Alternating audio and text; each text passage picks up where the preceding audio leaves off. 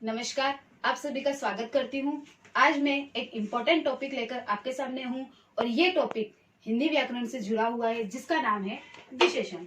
सबसे पहले हम विशेषण की परिभाषा पे ध्यान देंगे कि संज्ञा या सर्वनाम शब्दों की विशेषता बताने वाले शब्दों को विशेषण कहते हैं।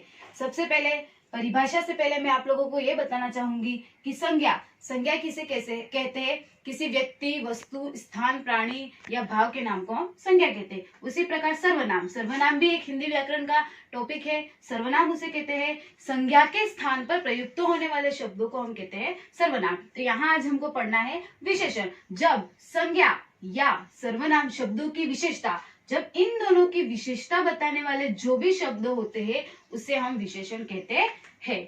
उसी प्रकार विशेषण के साथ साथ एक और परिभाषा है विशेष्य की। जिस संज्ञा या सर्वनाम की विशेषता बताता है उसे विशेष्य कहते हैं। पहले तो हमने पढ़ा कि संज्ञा या सर्वनाम शब्दों की विशेषता बताने वाले शब्दों को विशेषण कहते हैं। उसके बाद हम पढ़ेंगे कि विशेष्य उसे कहते हैं संज्ञा या सर्वनाम की विशेषता बताते, इन दोनों की विशेषता बताने वाले शब्दों को कहते हैं विशेष्य। जैसे अभी मैं आपको एग्जाम्पल बताऊंगी तो आपको सब समझ में आ जाएगा। एग्जाम्पल में फर्स्ट है काला घोड़ा। अब यहाँ पे काला और घोड़ा, अब डेफिनेशन की ओर ध्यान रखेंगे कि इसके अंदर जो काला है, जब हम बात कर रहे हैं घोड़े की, हम जिसकी बात कर रहे हैं वो तो होगा विशेष्य। और विशेषता क्या बता रहे हैं, इसमें विशेषता क्या है कि ये कैसा है, काला है, इस कारण से ये अपना होगा विशेषण। उसी प्रकार सेकंड में है छोटी लड़की। इसमें हम बात किसकी कर रहे हैं, लड़की की बात कर रहे हैं, तो लड़की की तो विशेषता बता रहे हैं, इस कारण से ये होगा विशेष्य। और यहाँ पे लड़की कैसी है, छोटी होने के कारण ये होगा विशेषण। उसी प्रकार वीर पुरुष, तो पुरुष कैसा है, वीर है ना, तो वीर पुरुष है, इसलिए उसकी विशेषता क्या है कि है ना पुरुष है वीर, तो वीर होने के कारण ये विशेषण हो जाएगा और उसकी विशेषता बता रहे इसके कारण ये हो जाएगा विशेष्य।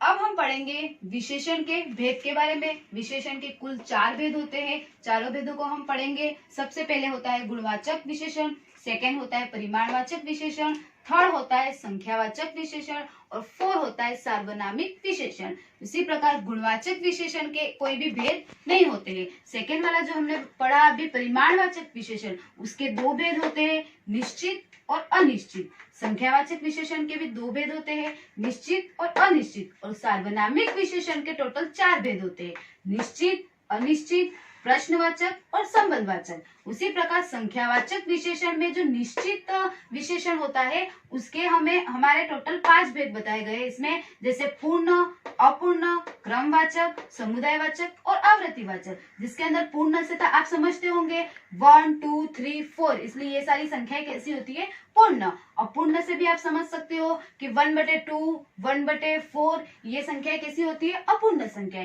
क्रमवाचक से आप समझ सकते हो 1 2 3 4, ये क्रम बता रहा है एक एक करके। और समुदायवाचक से सभी लोगों का समूह, जैसे 2 व्यक्ति बैठे हैं, 4 व्यक्ति बैठे हैं, 6 व्यक्ति बैठे हैं, तो ये एक प्रकार से उनका क्या हो गया, समुदाय हो गया। इसी प्रकार आवृत्तिवाचक में दुगुना, तिगुना, चौगुना, तो ये हो गया आवृत्तिवाचक। ये थे आपके विशेषण के भेद। हम बारी बारी से अब हर एक विशेषण की परिभाषा और उसके एग्जाम्पल को पढ़ते जाएंगे।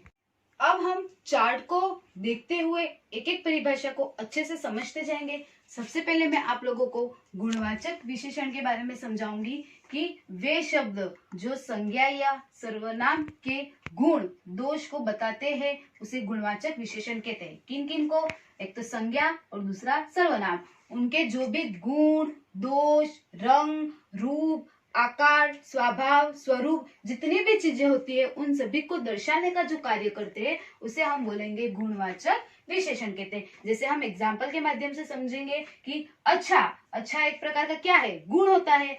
भला, काला, बुरा, काला एक प्रकार का रंग होता है, बुरा ये एक प्रकार का दोष हुआ। फिर कड़वा, मोटा, लंबा, पतला, छोटा, ये सारी चीजें क्या है, एक प्रकार से गुण और दोष को दर्शा रही है, इस कारण यहाँ पे होगा गुणवाचक विशेषण। सेकंड हम पढ़ेंगे परिमाणवाचक विशेषण। और परिमाण से आप समझते होंगे कि किसी चीज की नाप तोल के बारे में जानकारी देता है। जैसे ऐसे शब्द जिनके द्वारा संज्ञा या सर्वनाम के परिमाण के बारे में जानकारी दी जाती है उसे हम बोलते हैं परिमाणवाचक विशेषण। जैसे एग्जाम्पल के माध्यम से आप समझ सकते हो कि 1 लीटर दूध, तो ये एक प्रकार से परिमाण बता रहा है कि हमें कितना लीटर दूध लाना है, 1 लीटर दूध, न कि हमें 1 कटोरी दूध लाना है, हमें लाना है 1 लीटर दूध। इसी प्रकार 200 ग्राम चीनी, तो 200 ग्राम चीनी हमें पता है, फिक्स पता है कि हमें घर से भेजा गया है कि हमें 200 ग्राम चीनी को ही लाना है, तो हम ये इस प्रकार से ये होगा हमारा परिमाणवाचक विशेषण। अब मैंने चार्ट में आप लोगों को बताया था कि परिमाणवाचक विशेषण के भी 2 भेद होते हैं, जैसे निश्चित और अनिश्चित परिमाणवाचक विशेषण। अब हम पढ़ेंगे परिमाणवाचक विशेषण के 2 भेद के बारे में, जिसमें सबसे पहले है निश्चित परिमाणवाचक विशेषण, जिसके बारे में हम पढ़ेंगे जो विशेषण संज्ञा व सर्वनाम के निश्चित परिणाम का बोध कराते हैं उन्हें निश्चित परिमाणवाचक विशेषण कहते हैं। निश्चित से तो आप समझ सकते हो कि कोई चीज निश्चित होती है, और अनिश्चित का मतलब कोई फिक्स नहीं होता है। जैसे एग्जाम्पल के माध्यम से समझेंगे कि 3 किलोग्राम चीनी, तो जब 3 किलोग्राम चीनी, हमें पता है कि हमें 3 किलोग्राम चीनी ही लानी है, तो ये क्या है, निश्चित परिमाणवाचक विशेषण के अंदर आएगा। जैसे 10 किताबें, हमें पता है कि हमें बाजार से सिर्फ 10 किताबें ही लेकर आना है, तो वो कौन सा होगा, निश्चित परिमाणवाचक विशेषण। विशेषण के अंदर हर चीज जैसे ही आप पढ़ते हो तो नाम से ही स्पष्ट हो जाता है कि निश्चित क्या होता है, अनिश्चित क्या होता है। सेकंड में हम पढ़ेंगे अनिश्चित परिमाणवाचक विशेषण। जो विशेषण संज्ञा व सर्वनाम के अनिश्चित परिणाम का बोध कराते हैं उन्हें अनिश्चित परिणामवाचक विशेषण कहते हैं। देखो ये डेफिनेशन और ये डेफिनेशन दोनों सेम है, सिर्फ आपको यहाँ पे निश्चित परिमाणवाचक लिखना है और यहाँ पे आपको अनिश्चित लिखना है। अगर आप एक डेफिनेशन को याद कर लेते हो तो दूसरी तो आपको आसानी से याद हो जाएगी। जैसे इसके बारे में हम पढ़ेंगे, इसके एग्जाम्पल के बारे में कि थोड़ी चीनी, अब यहाँ पे तो लिखा था 3 किलोग्राम चीनी और यहाँ पे हम लिख रहे हैं थोड़ी चीनी, तो 3 किलोग्राम चीनी तो निश्चित में आएगा और थोड़ी चीनी, 1 कटोरी चीनी, थोड़ी चीनी, तो वो आएगा आपके अनिश्चित वाचक के अंतर्गत। जैसे यहाँ पे मैंने लिखा था 10 किताबें, तो वो फिक्स था, और यहाँ पे मैंने लिखा है कुछ किताबें, इसलिए अपने को पता नहीं है कि अपने को मार्केट से कितनी किताबें लानी है। आप जाओ, आपको जो पसंद आए वो लेके आना, तो इस कारण से यहाँ पे लिखा है कुछ किताबें। तो ये दोनों थे परिमाणवाचक विशेषण के 2 भेद, निश्चित और अनिश्चित। तीसरा विशेषण अब हम पढ़ेंगे संख्यावाचक विशेषण। वे शब्द जो संज्ञा व सर्वनाम की संख्या बताई जाती है उसे कहते हैं संख्यावाचक विशेषण। संख्यावाचक विशेषण नाम से ही स्पष्ट है कि इसके अंदर संख्या बताते हैं, उसे कहते हैं हम संख्यावाचक विशेषण। जैसे एग्जाम्पल में मैंने लिखा है कक्षा में 20 बच्चे हैं, तो यहाँ पे जो 20 है, 20 क्या बता रहा है, संख्या का बोध करा रहा है, इस कारण से यहाँ पर होगा संख्यावाचक विशेषण। उसी प्रकार जिस तरीके से हमने परिमाणवाचक विशेषण के 2 भेद पढ़े थे, निश्चित और अनिश्चित, उसी प्रकार इसके भी 2 भेद है, सेम वही भेद, निश्चित और अनिश्चित संख्यावाचक विशेषण। जैसे निश्चित संख्यावाचक विशेषण, इसकी जो परिभाषा है वो आप परिमाणवाचक विशेषण के अंदर देख सकते हो। निश्चित संख्यावाचक विशेषण के अंतर्गत 5 दर्जन, 2 दर्जन, तो ये 5 और 2 क्या बता रहे हैं, निश्चित संख्यावाचक विशेषण का उदाहरण बता रहे हैं। उसी प्रकार अनिश्चित संख्यावाचक विशेषण के अंतर्गत हमें पता नहीं है कि इसके अंदर लगभग 200 रुपए है ना, तो लगभग जो चीज है वो क्या है, और निश्चित संख्यावाचक विशेषण का बोध करवा रहा है। ये था हमारा संख्यावाचक विशेषण और उसके 2 भेद। उसी प्रकार चौथा लास्ट एंड फाइनल है, उस विशेषण का नाम है सार्वनामिक विशेषण। जो मैंने आपको चार्ट में लिखवाया था सार्वनामिक विशेषण, उसका दूसरा नाम है संकेतवाचक विशेषण। कभी कभी एग्जाम में सार्वनामिक विशेषण न देकर वो संकेतवाचक विशेषण भी दे सकता है, इसलिए आपको ध्यान होना चाहिए कि ये दोनों एक ही चीज है।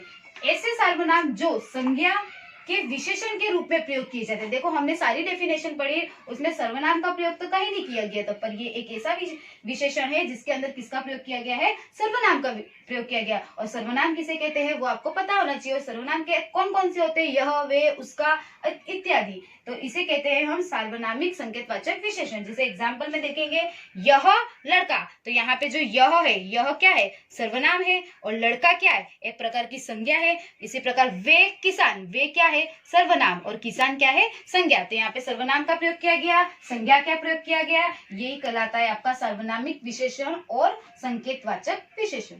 अब हम पढ़ेंगे सार्वनामिक विशेषण, जो लास्ट में मैंने आपको बताया था कि सार्वनामिक विशेषण कहो या संकेतवाचक विशेषण कहो। इसके 4 भेदों के बारे में मैं आपको बताऊंगी कि जो सबसे पहला है निश्चित वाचक सार्वनामिक विशेषण। वे सार्वनामिक विशेषण किसी संज्ञा की ओर निश्चय सूचक संकेत करते हैं, है ना। वे सार्वनामिक विशेषण जो किसी संज्ञा की ओर निश्चय सूचक संकेत करते हैं उसे हम कहेंगे निश्चयवाचक सार्वनामिक विशेषण। जैसे एग्जाम्पल से हम समझेंगे कि ये मेरी पुस्तक है, यहाँ पे एक पुस्तक पड़ी हुई है और मुझे पता है कि ये मेरी पुस्तक है, इस कारण से ये निश्चयवाचक सार्वनामिक विशेषण होगा। अगर मुझे नहीं पता था कि ये मेरी पुस्तक नहीं है तो वो होगा अनिश्चयवाचक के अंतर्गत आएगा। जैसे दूसरा हम पढ़ेंगे अनिश्चयवाचक सार्वनामिक विशेषण। वे सार्वनामिक विशेषण जो किसी संज्ञा की ओर अनिश्चित संकेत करता है उसे बोलेंगे हम अनिश्चित सार्वनामिक विशेषण। जैसे मुझे कोई बुला रहा है, अब मुझे पता नहीं है कि मुझे कौन बुला रहा है, किसी ने आपको आके कहा कि आपको बाहर कोई बुला रहा है, पर ये फिक्स नहीं है कि कौन बुला रहा है। अगर फिक्स होता कि यही बुला रहा है तो निश्चित, और फिक्स नहीं है कि नहीं कौन बुला रहा है तो आएगा अनिश्चित के अंतर्गत। एंड लास्ट है प्रश्नवाचक सार्वनामिक विशेषण जो किसी संज्ञा की ओर प्रश्नात्मक संकेत करते हैं। अब आपको पता होगा कि प्रश्नवाचक जिसके अंदर प्रश्न सूचक चिन्ह लगता है, जैसे कोई आ रहा है, इसके अंदर हम लगाएंगे प्रश्नवाचक चिन्ह, है ना। जैसे आपका नाम क्या है तो उसके अंदर भी हम कौन सा चिन्ह लगाते हैं, प्रश्नवाचक चिन्ह लगाएंगे, इस कारण से होगा प्रश्नवाचक सार्वनामिक विशेषण। और फोर्थ है संबंधवाचक सार्वनामिक विशेषण। वे सभी सर्वनाम शब्द जो संज्ञा के पहले प्रयुक्त होते हैं उन्हें बोलते हैं संबंधवाचक सार्वनामिक विशेषण। किसके पहले प्रयुक्त होते हैं, संज्ञा से पहले। इसका मतलब संज्ञा से पहले क्या आना चाहिए, सर्वनाम आना चाहिए, तो ही हम इन्हें संबंधवाचक सार्वनामिक विशेषण कह सकते हैं। जैसे आप एग्जाम्पल देखें, जो पुस्तक तुमको मिली वह सौरभ की थी। अब यहाँ पे दो सेंटेंस मिक्स मिले हुए हैं, तो जो पुस्तक, अब पुस्तक तो क्या है, एक संज्ञा शब्द है, और जो क्या है, सर्वनाम है। डेफिनेशन हो गई ना, संज्ञा शब्द से पहले क्या आना चाहिए, सर्वनाम आना चाहिए। उसी प्रकार वह सौरभ की थी, तो सौरभ एक लड़के का नाम है, जिस कारण से ये क्या कहा जाएगा, संज्ञा के अंतर्गत आएगा। तो सौरभ तो हो गया संज्ञा के अंतर्गत, और उसके जस्ट आगे हो गया वह किसके अंतर्गत आता है, सर्वनाम के अंतर्गत। तो ये हो गया आपका संबंधवाचक सार्वनामिक विशेषण। उसी प्रकार ये तो हमने पूरे विशेषण के भेद के बारे में, उसकी डेफिनेशन के बारे में और एग्जाम्पल के द्वारा आप लोगों को समझा दिया। उस प्रकार विशेषण की अवस्थाएं भी होती है। विशेषण की टोटल 3 अवस्थाएं होती है, जिसमें फर्स्ट है मूलावस्था, सेकेंड है उत्तरावस्था और थर्ड है उत्तमा अवस्था। जिसमें सबसे पहले हम एग्जाम्पल के माध्यम से उसको समझेंगे कि जैसे चतुर, तो उसकी जो उत्तरावस्था होगी वो क्या होगी, अधिक चतुर, और उत्तमा अवस्था होगी वो होगी सबसे अधिक चतुर। उसी प्रकार बलवान, अधिक बलवान और सबसे अधिक बलवान। उसी प्रकार श्रेष्ठ, श्रेष्ठतर और श्रेष्ठतम, ये होगी, ये तीनों है विशेषण की अवस्थाएं। कभी कभी आपको एग्जाम में विशेषण की अवस्थाओं के बारे में भी पूछ लेता है। ये था अपना आज का विशेषण का पूरा टॉपिक। सबसे पहले विशेषण की परिभाषा पे ध्यान दिया, विशेषण क्या होता है वो मैंने आपको बताया। विशेषण के टोटल 4 भेद होते हैं, चारों भेदों के बारे में बताया। पर एक गुणवाचक विशेषण ही एक ऐसा विशेषण है जिसके कोई भी भेद नहीं होते। आपको वो ध्यान रखना है। कभी कभी एग्जाम में पूछ लेता है कि गुणवाचक विशेषण के कितने भेद होते हैं, कहीं एमसीक्यूएस में क्वेश्चन कभी आ जाता है, तो आपको वहां पे रॉन्ग करना है, न कि सही करना है। कभी कभी इन चीजों में कंफ्यूजन हो जाता है, पर अगर आप विशेषण को अच्छे से पढ़ोगे, अच्छे से समझोगे, तो सबकी एक जैसी डेफिनेशन है, इतना कोई डिफिकल्ट नहीं है। तो ये आज का हम टॉपिक यहीं पे समाप्त करते हैं। Thank you very much.